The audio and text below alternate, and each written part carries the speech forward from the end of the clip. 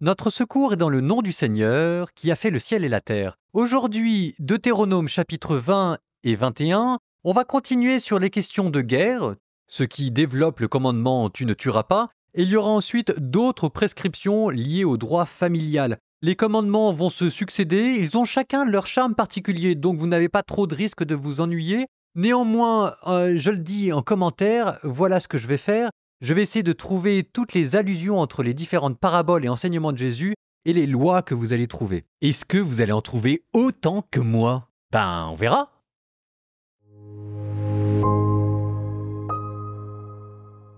Lorsque tu partiras en guerre contre tes ennemis et que tu verras des chevaux, des chars, un peuple plus nombreux que toi, tu ne les craindras pas.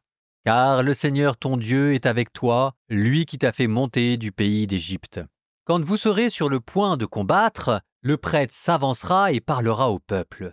Il lui dira « Écoute Israël, vous êtes aujourd'hui sur le point de combattre vos ennemis, que votre courage ne faiblisse pas.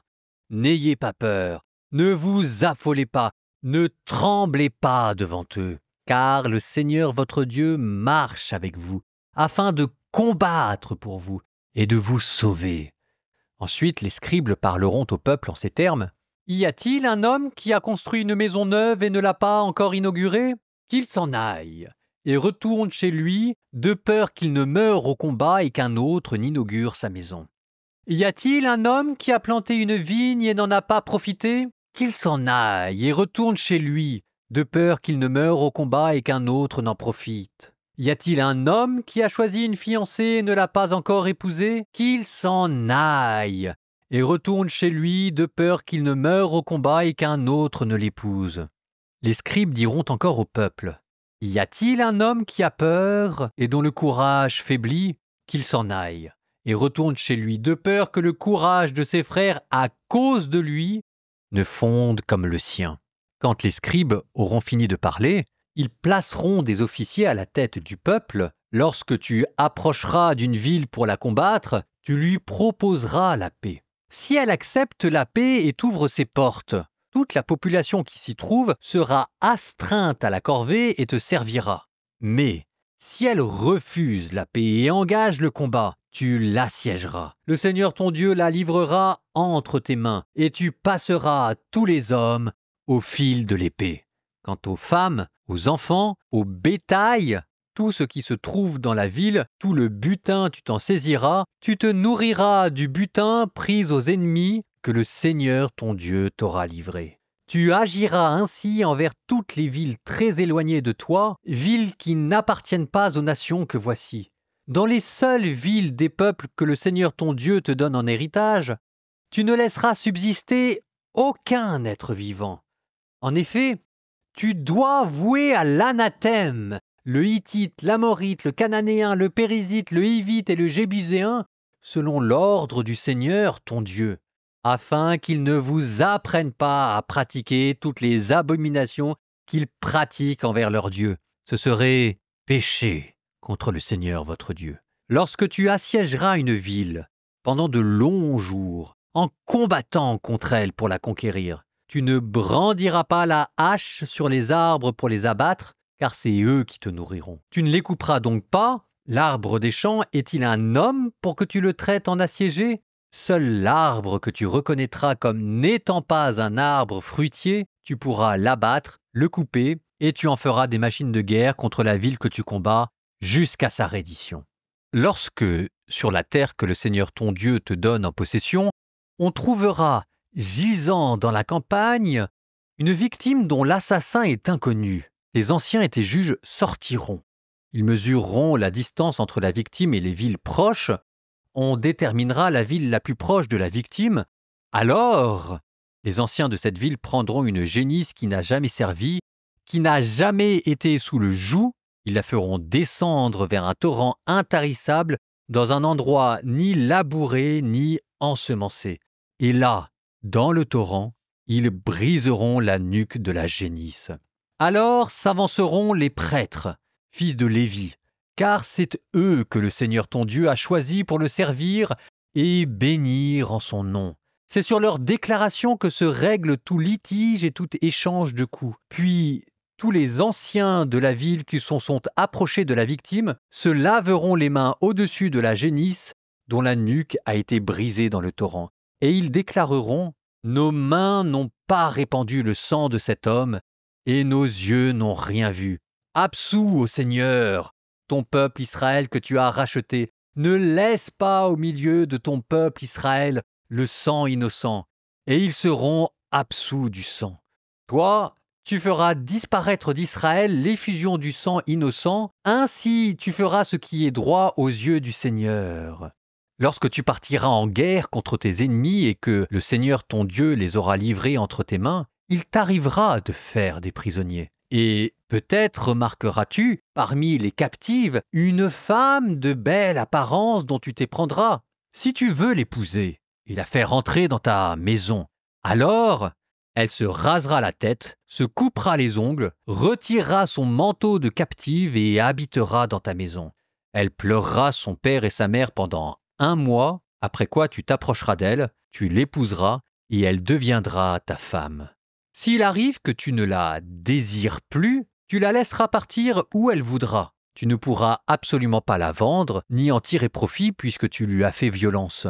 Tu ne pourras absolument pas la vendre, ni en tirer profit, puisque tu lui as fait violence. Lorsqu'un homme a 2 femmes, il peut arriver qu'il aime l'une et n'aime pas l'autre, et que toutes les 2 lui donnent des fils.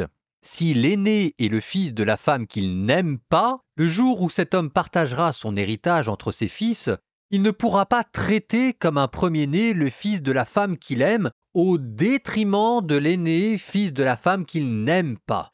C'est bien l'aîné, fils de la femme qu'il n'aime pas, qu'il reconnaîtra comme tel en lui donnant double part de ses biens, car c'est lui les prémices de sa virilité, et c'est à lui qu'appartient le droit d'aînesse. Lorsqu'un homme a un fils rebelle et obstiné, qui n'écoute ni son père, ni sa mère, s'ils lui font la leçon et qu'il ne les écoute toujours pas, alors son père et sa mère se saisiront de lui et le conduiront auprès des anciens de la ville, au lieu désigné. Et ils diront aux anciens de la ville, « Notre fils que voici est rebelle et obstiné. Il ne nous écoute pas. C'est un débauché, un buveur. » Alors, tous les hommes de la ville le lapideront jusqu'à ce que mort s'ensuive. Et ainsi tu ôteras le mal du milieu de toi, tout Israël l'apprendra et sera dans la crainte. Lorsqu'un homme ayant commis une faute passible de mort a été condamné à mort et pendu à un arbre, on ne laissera pas son cadavre sur l'arbre durant la nuit. Tu devras le mettre au tombeau le jour même, car un pendu est une malédiction de Dieu. Ainsi tu ne rendras pas impur le sol que le Seigneur ton Dieu te donne en héritage.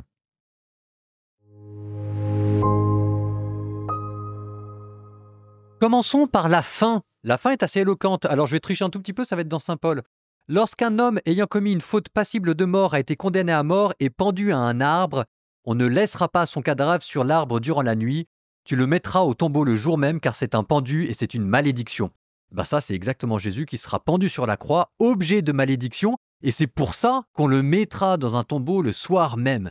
Ça vous venait en fait de ce passage du Deutéronome. Ça méritait d'être dit, juste avant qu'on reparte maintenant sur nos paraboles. Est-ce que vous en avez trouvé ? Il était question d'un fils rebelle qui vit dans la débauche et qui dilapide l'héritage familial. Le fils prodigue, et évidemment, bien joué. Après, on parle du droit du fils aîné. Et là, on pense encore au fils prodigue, avec le fils cadet et le fils aîné qui ne peuvent pas se supporter l'un l'autre. On peut se demander si dans la tête de Jésus, il n'a pas, en méditant ce livre du Deutéronome, parce que Jésus méditait le livre du Deutéronome, Jésus les méditant, il en fait une seule parabole. Avec une différence, la différence c'est que dans le livre du Deutéronome, on est censé mettre à mort, lapider le fils rebelle, alors que dans Jésus, ça deviendra la parabole de la miséricorde. Je remonte un peu plus haut, chapitre 21, début. « Lorsque sur la terre que le Seigneur te donne en possession, on trouvera gisant dans la campagne une victime dont l'assassin est inconnu. Les anciens et les juges sortiront, ils mesureront la distance entre la victime et les villes proches, etc. » Ça, probablement en germe, vous avez ici le bon samaritain. Le bon samaritain se rendant à Jérusalem trouve sur le bord du chemin quelqu'un qui a été frappé à mort ou quasiment à mort par les bandits. Et alors là, ce qui est assez singulier, c'est de voir que dans ce chapitre 21 du livre du Deutéronome, il est question de prêtres, de lévites, d'anciens. Et là, dans ce chapitre 21, ils sont censés s'enquérir du droit. Qui a commis ce meurtre? Alors que dans le bon samaritain, ça devient des gens qui n'en ont rien à faire et qui passent à côté. Donc en fait, les Lévites, dans la parabole du bon samaritain, on n'arrête pas de nous dire que c'est parce qu'ils ne veulent pas se rendre impurs qu'ils ne touchent pas ce brigand laissé pour mort sur le bord du chemin. Et en fait, ils n'obéissent pas à la loi du Deutéronome. Ah! Alors vous avez quoi d'autre? Eh bien, vous avez une allusion aussi très singulière. Ça, c'était dans le chapitre 20 sur cette histoire de guerre.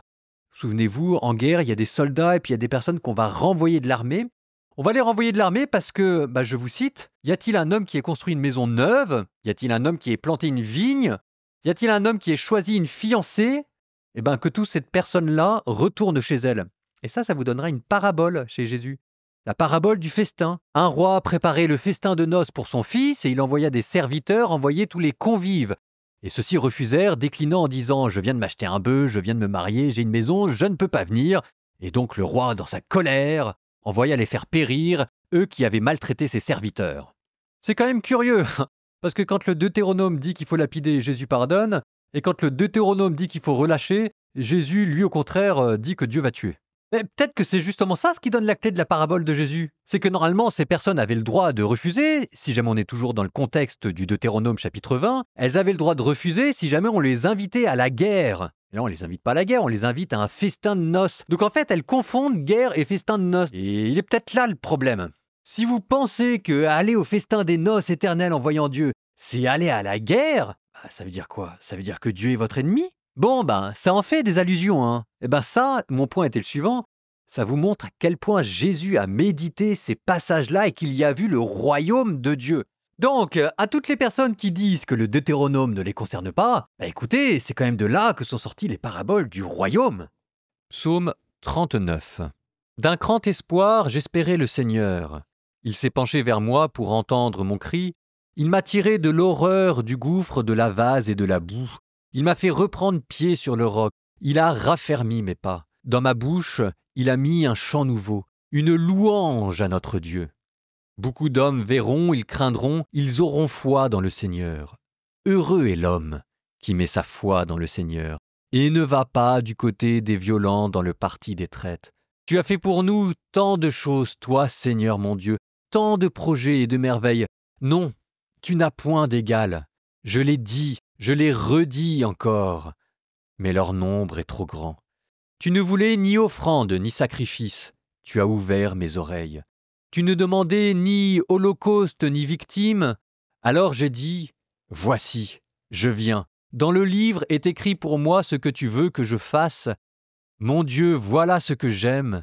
Ta loi me tient aux entrailles. J'annonce la justice dans la grande assemblée. Vois, je ne retiens pas mes lèvres, Seigneur, tu le sais. Je n'ai pas enfoui ta justice au fond de mon cœur. Je n'ai pas caché ta fidélité, ton salut. J'ai dit, ton amour et ta vérité à la grande assemblée. Toi, Seigneur, ne retiens pas loin de moi ta tendresse. Que ton amour et ta vérité sans cesse me gardent.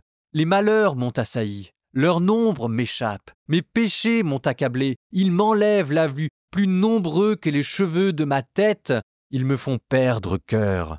Daigne, Seigneur, me délivrer. Seigneur, viens vite à mon secours. Qu'ils soient tous humiliés et déshonorés ceux qui s'en prennent à ma vie. Qu'ils reculent couverts de honte ceux qui cherchent mon malheur. Que l'humiliation les écrase. Ceux qui me disent « c'est bien fait ». Mais tu seras l'allégresse et la joie de tous ceux qui te cherchent. Toujours ils rediront « le Seigneur est grand » ceux qui aiment ton salut. Je suis pauvre et malheureux, mais le Seigneur pense à moi. Tu es mon secours, mon libérateur. Mon Dieu, ne tarde pas.